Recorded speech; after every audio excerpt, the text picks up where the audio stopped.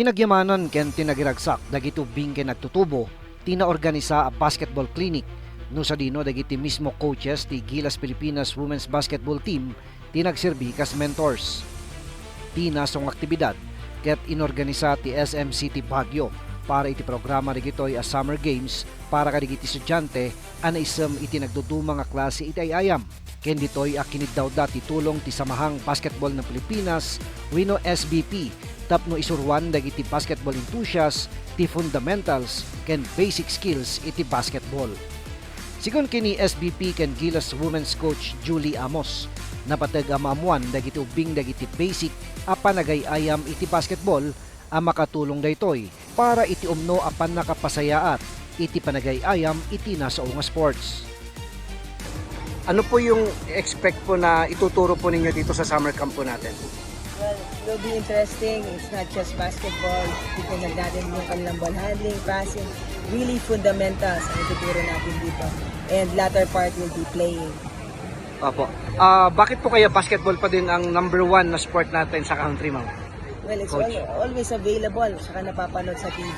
Madaling makakuha ng 3x3 lang. Pwede naman basketball kaagad. Opo. Bakit po sa grassroots lagi po ang tinatarget natin sa mga sports program like basketball po? You really have to start them young. Diyan mo makikita, ma-develop yung kanilang fundamentals, also the right attitude into sports. Kailangan talaga ma-implement mo na as early as now how to work hard and proper discipline. Opo. And do you think dito po sa mga fundamentals dapat dito po mag-start ang mga basketball players po natin dapat? Ganun po kahalaga. Napakahalaga ng fundamentals is the proper way to develop their proper habits. Kailangan sa umpisa pa lang, tama na lahat para as they grow old, yung fundamentals nila, mababawasan yung mga errors or bad habits na ma-perform nila as they grow old. Opo. Ti Summer Games ket kauna na gundaway may patungpal iti nasa nga mall. No sa dino dakkel tulong daytoy para kaligiti ubing ken agtutubo maguyugoy nga gayayam iti basketball ken dadumapay nga sports nang runa ita as summer vacation. This summer, we have sports summer campaign dito po sa SMCT Baguio. So sa lahat po ng mga kids na gusto mag-join, pwede po kayong pumunta sa amin. Welcome po kayo lahat ngayon. So right now, we will be having a basketball clinic. As you can see behind me, meron po tayong basketball ring. So this is the first time we'll be doing this. And sa loob naman po, we have table tennis, we have pickleball, and of course, in the morning, meron din po tayong running. Sir, sino pong mga tinap nyong mga partners natin? So today po, ang pinap po nating partner ang Samahang Basketball ng Pilipinas. Sila din po ang nagko-coach sa Gilas team natin. So we are very fortunate na pinagbigyan po nila ang ating invite. Sir, this is the first time I think for SM Baguio na magsagawa ng ganito. Sir, tuloy-tuloy na po kaya ito? For the whole summer, sir, ito po talaga yung gusto natin gawin.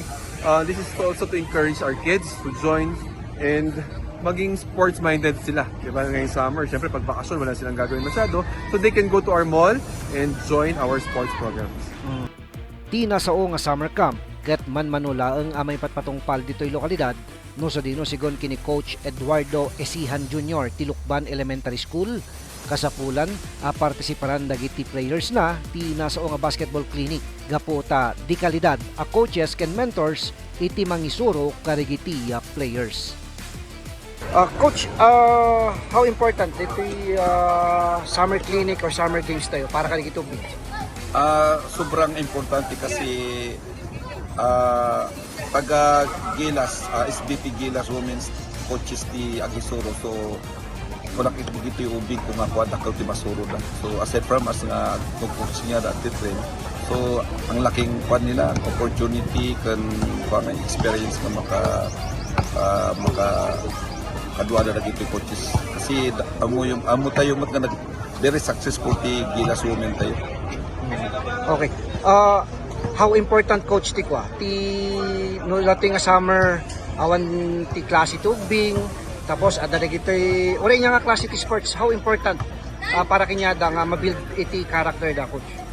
Very important kasi kwan aside from disciplinary pas the academic medyo aggressive damat kan, and then go away from cellphone kan anything ang nga or madi activities kat at least may i-cover dito pag ayam dati basketball. Especially as ngay madama kami nga nakasali ti DPS basketball. Para iti sports fun and fitness, Bombo Jordan Tablak para sa number 1 and most trusted radio network in the country, Bombo Radio Philippines, Basta Radio, Bombo. Good morning, Philippines.